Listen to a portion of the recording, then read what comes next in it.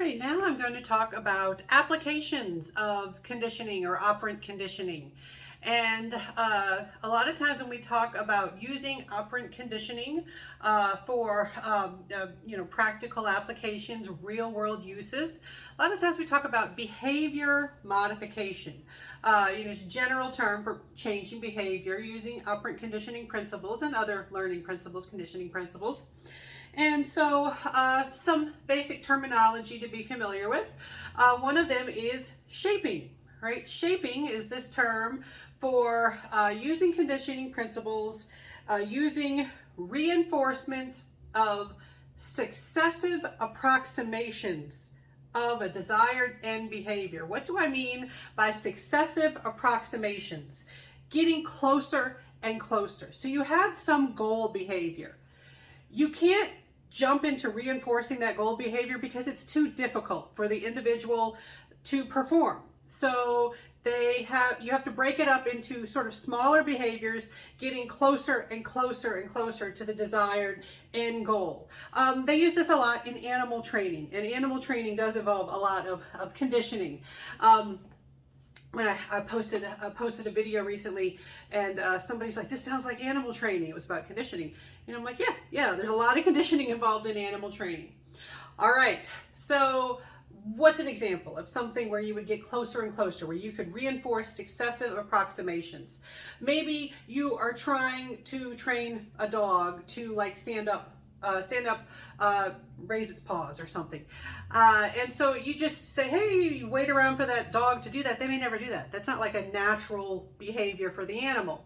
But, you might just want them to raise a paw to start with. Just, you got to start somewhere. And so, hey, raise your paw. And eventually they raise their paw like, hey, good job. And you give them a treat, a nice primary reinforcer. All right, you give them a treat, and then now they're raising, okay, if I raise my paw, I get a treat, awesome. And then you try to get them to raise both paws. Eventually you try to get closer and closer, and eventually you can reinforce when they do the whole thing, the whole behavior. One example that's very near and dear to my heart with young children. We often try to train them to do things that are complicated, that they're not going to learn unless you break things down. All right, and so when we do things like teaching them to tie shoes or learn how to use the toilet to toilet train or potty train young children, you can't just say, well, I'll wait for them to use the toilet. Sorry, I said it like my grandfather. I said toilet, all right? You gotta wait around for them to use the actual flush toilet. You're going to be waiting a long time. They're not going to do that. You're not going to be able to reinforce them. So you reinforce them to getting closer. So sometimes you'll break things down into, okay, if you just go anywhere near that thing, I'm going to reinforce you. It's like, do you want to sit on the toilet? Do you want to sit on the potty? And then they sit, and okay, reinforcement. And reinforcement could be praise. It could be saying, good job. You could give them a sticker. You can give them a single piece of like a small candy. Whatever works. You got to work with what is going to reinforce the behavior in that individual. And so you go, okay, now I got you. You're going near the toilet. Good. All right. You want to sit on it for a while, see what happens. So you break it down, and eventually you can get them doing complicated behaviors using shaping. Now, another term is chaining. All right. With chaining, you can group behaviors together, essentially. You can have them perform a chain of behaviors to get reinforced. So this is where you shape complex behavior by rewarding a combination or a series of behaviors. And the responses, the behaviors, they have to be performed in a particular order. So this is like they're learning a routine, like with animal training, they have to do certain things in order before they get their reinforcement. Or with school children, sometimes they have to learn how to recite something, repeat something back in a particular order.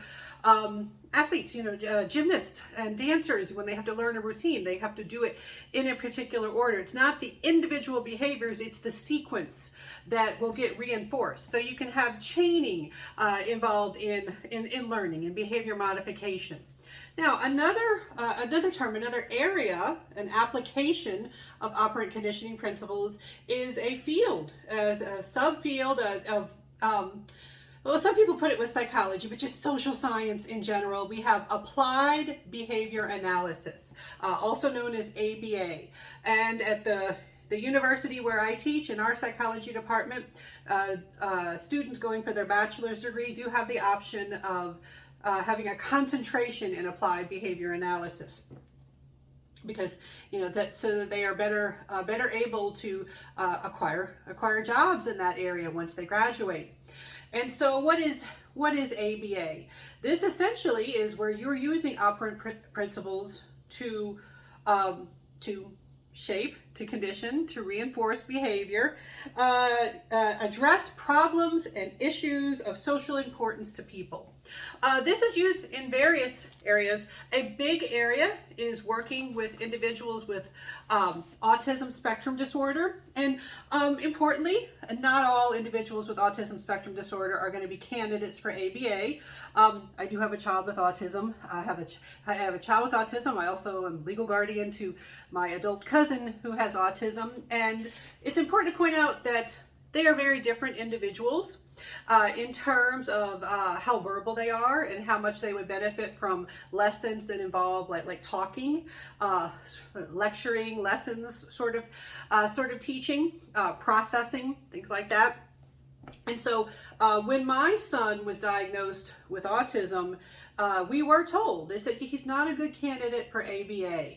ABA is available and useful in a lot of areas for a lot of individuals, but it's particularly useful for individuals that are less verbal or less receptive to verbal instruction. So instead of saying you need to do this, they focus on reinforcing desirable behavior, trying to shape their behavior by reinforcing desirable behaviors, behaviors that would help them fit in a classroom, among many other practical uses. And also when I used to work in a hospital on a neurobehavioral unit, and so there were individuals there that had a variety of developmental disabilities or cognitive issues, where sending them to sort of your traditional talk therapy would actually be cruel. It would be frustrating for them. They wouldn't benefit from that verbal instruction and processing, but we did have some behavior modification and applied behavior analysis going on, where we would basically reinforce adaptive behaviors. When they would politely ask for help, you'll be like, oh, we gotta, shower them with the praise. And we even went beyond giving praise as reinforcement. We also had something called a token economy. With a token economy, you give reinforcement that's tangible, meaning like you can see it, you can touch it, you can hold it in your hand. And lots of things can serve as tokens in a token economy. But the place where I worked, we had jars of poker chips, and you could earn poker chips, and the poker chips could be traded in for prizes, rewards that were meant to serve as reinforcement. And you could look at your jar and see how many tokens you had. And also you lost tokens as punishment. If you did something that was a maladaptive behavior, you would lose tokens, or they could see, oh, I lost tokens. Now I can't buy extra snack later, man. Right, and so and schools can use this too. Sometimes schools will have some kind of a token system. It might be stickers, stamps, a star chart of some sort. Parents will often implement token economy systems when they're trying to introduce new behaviors with their children. Chore charts are sometimes set up as a token system of some sort. Like, okay, here is your list of chores that you're expected to do. You do one. You might get a sticker, you might get a little mark, a magnet or something, and then you get so many of them, you get your reward.